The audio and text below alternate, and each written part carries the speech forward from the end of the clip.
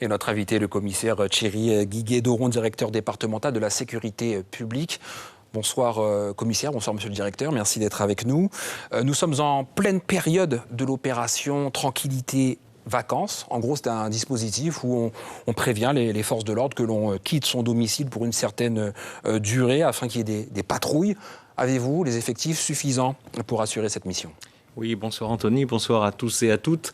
Oui, nous avons donc démarré l'opération Tranquillité Vacances pour les mois de juillet et août. Et oui, nous avons les effectifs suffisants. Il faut que les gens se présentent au commissariat, viennent faire leur déclaration d'absence de leur domicile, nous donnent un contact, leur contact ou le contact de voisins, un contact en cas de soucis, et nous opérerons et nous sécuriserons leur domicile durant leurs vacances. Alors nous sommes à mi-parcours de cette année 2019, l'heure peut-être du premier bilan pour les homicides déjà. 23 homicides l'an dernier, 7 en zone police et 16 en zone gendarmerie. Depuis le début de l'année 2019, nous sommes déjà à 22 homicides, dont 12 en zone police. C'est quasiment le double de ce que vous avez connu l'an dernier sur toute l'année. Qu'est-ce qui explique cette flambée ? Alors, ce qui explique cette flambée, c'est que nous avions à peu près le même nombre l'année dernière avec des tentatives d'homicide, mais qui, heureusement l'année dernière, restaient des tentatives, les personnes ne décédaient pas. Cette année, nous avons beaucoup d'homicides liés à des coups de couteau qui sont malheureusement mortels du premier coup. Ensuite, pour rassurer les téléspectateurs, nous interpellons systématiquement, c'est-à-dire que tous ces homicides ont été résolus ou sont en voie de l'être pour les 1 ou 2 où nous avons identifié les personnes, mais où les personnes sont en fuite.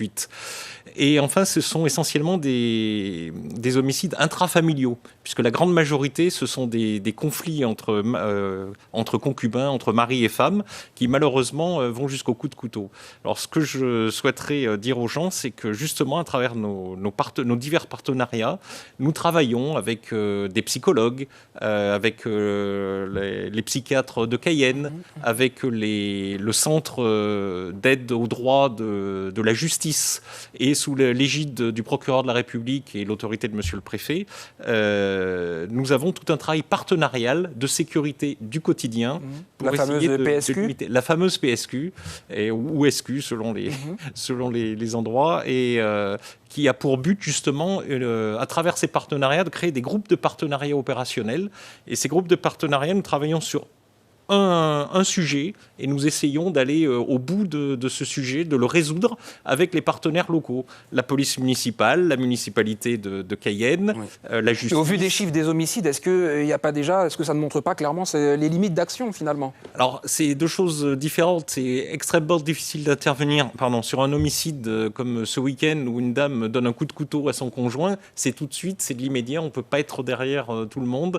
C'est une violence aussi sud-américaine que nous avons, mais nous avons une vraie réponse et une vraie présence sur la voie publique. Alors justement, c'est l'occasion de parler des effectifs et du manque de chambres carcérales à l'hôpital qui mobilise beaucoup de vos hommes et des femmes également.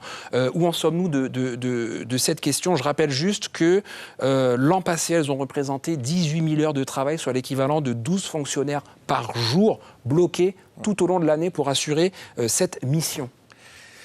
Alors, cette année, nous attendons les nouvelles chambres carcérales qui devraient être livrées par le char probablement en octobre.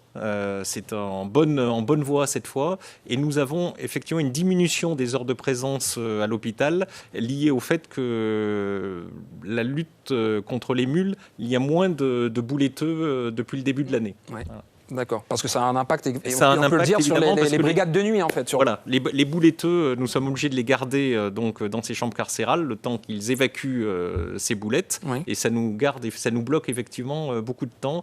Alors c'est un peu moins le cas depuis le début de l'année, donc nous avons récupéré un peu d'heures fonctionnaires là-dessus, et nous attendons les nouvelles chambres carcérales qui ne vont pas tarder. Alors du coup, est-ce que vous avez modifié les objectifs 2019 ? J'en rappelle quelques-uns: diminution du stock de procédures, baisse des atteintes volontaires à l'intégrité physique, ou encore renforcer justement la PSQ ou SQ.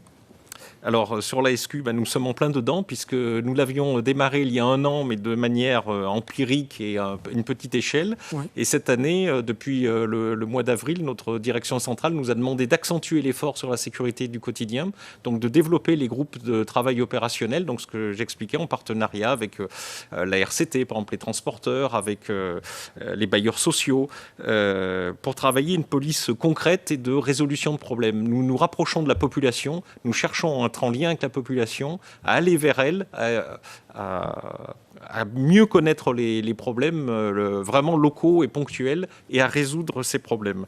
Alors, je voudrais signaler 2 adresses peut-être pour les gens, puisque nous sommes une police qui travaille de plus en plus avec le numérique. Donc, nous avons mis en place, comme partout au plan national, un site qui s'appelle pré-plainte-en-ligne.gouv.fr, pré-plainte-en, je pense que ça très bien, oui, ça apparaît à l'écran. En ligne.gouv.fr, où vous pouvez déposer des plaintes pour toutes les atteintes aux biens. Vous prenez un rendez-vous et vous n'avez plus qu'à venir, la plainte est préparée, vous n'avez plus qu'à venir signer la plainte en 1 quart d'heure, 20 minutes, votre plainte est faite. Très bien. Voilà.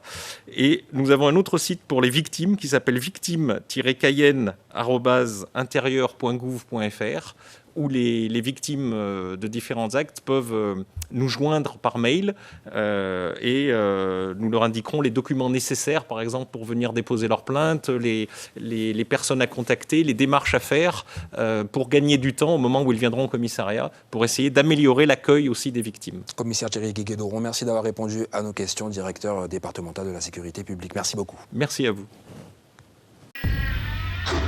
Suivez l'info sur Guyana Première, télé, radio et Internet.